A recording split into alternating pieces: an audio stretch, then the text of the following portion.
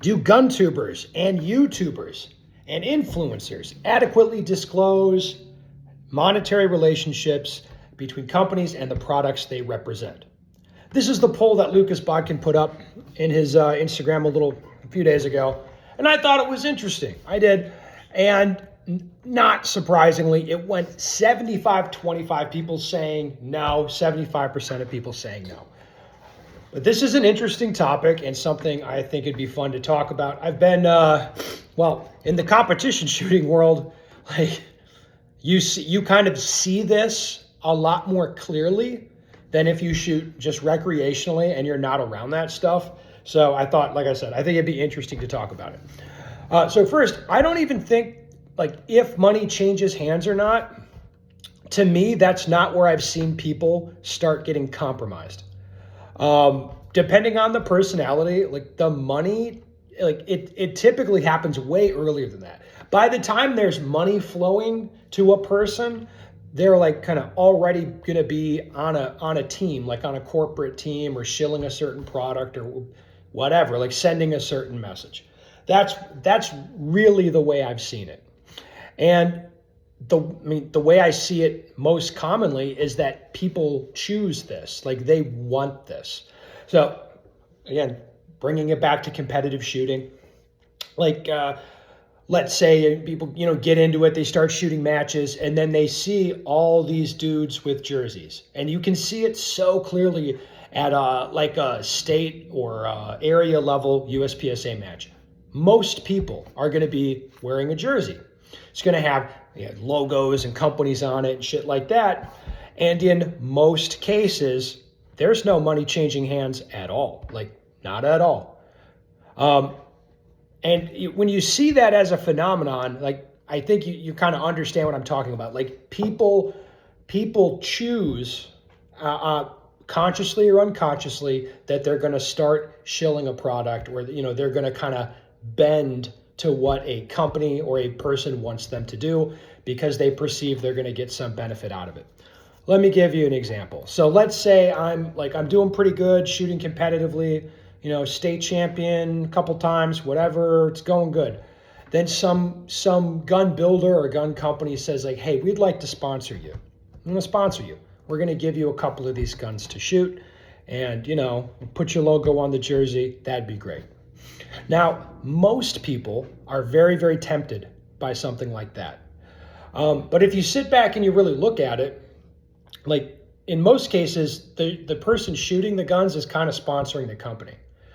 So like I remember one thing like years back, this gun builder, he's like, hey, I want to sponsor you, Ben. I'm like, all right, what do you mean? Like, what do you want to do? He's like, you just buy all the parts for a limited gun, 40 cal, send them to me, and I'll build the gun for you, and then I'll send it to you. Okay, cool. I will sponsor you. Now, I appreciate that. I appreciate what the guy's trying to do. He wants to build a gun, get his guns out, get a gun in my hands, and get people to see the gun. That makes sense for him. That's not crazy at all.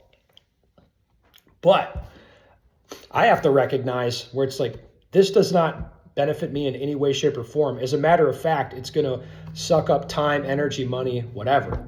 That kind of thing. Like, this is going to hurt me to promote this gun. And again, let me explain how. So if I'm doing competitive shooting and I'm state champion, guess what I already have? I already have guns. I don't necessarily need more guns. Okay?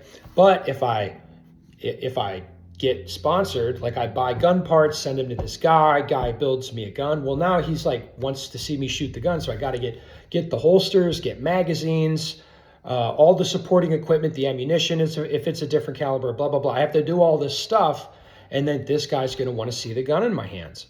And it might not even be like a contractual relationship, just like a handshake thing, but that would be getting sponsored. In the majority of cases in the competition world, this is what sponsorship actually looks like. Like in a sense, it's people doing work, doing stuff like, I'll change guns, I'll shoot that gun, I'll go to this match, I'll do this thing over there, whatever. And they're doing it to present themselves as though they are sponsored by someone. All right. And again, there's not even money changing hands. right? Probably not even an explicit agreement to shill the gun hard or tell everyone how great it is. Like most personalities, most people are going to do that automatically. So somebody gives them a product, gives them a thing, and then they want to talk about it and talk about how great it is. Like maybe they'll get more stuff. Other people are going to sponsor them, and away we go. Right? That's really what you see. The reality is more that people suck up to companies to get them to give over stuff, and kind of talk good about that product or whatever, just because they want more stuff. And people choose this. They do this themselves. All right. The idea that there's a lot of companies that are like pay for play, like paying influencers to shoot their gun and talk good about it, that does happen, but that is far less the case than people doing a handshake agreement and kind of being a wannabe, and they start promoting that product. All right. What do I say about it? I say, hey, most of these people, they'll suck someone's dick for a squib rod. And that sounds vulgar and everything, but based on my experience, like that's what I've seen.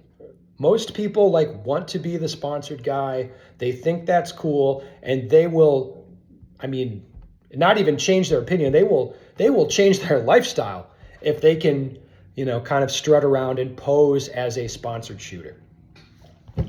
In the end, I think people should be skeptical and they should be cynical about, especially like influencer types that they see online, including me. Be skeptical of everything.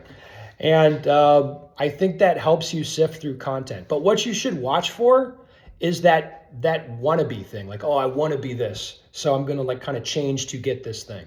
I've seen this so many times. Like, not to be like a dick, but there's a lot of female shooters that you'll meet them and talk to them, and I talk to a lot of people, and there'll be a female shooter's like, I don't care about being a female shooter. I just want to get good. And it's like, okay, cool. Like legitimately, that's cool. About 80% of the females that say that are lying. It's just not true. It's not true.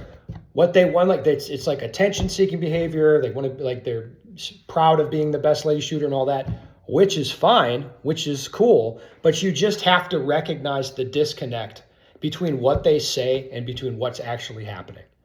And that goes for men, women, all sorts of people. But you see this so clearly in the competition world because there's a perception that if you get really good, you deserve some sort of sponsorship. Okay, so be skeptical. Don't trust anyone. That's all I can say.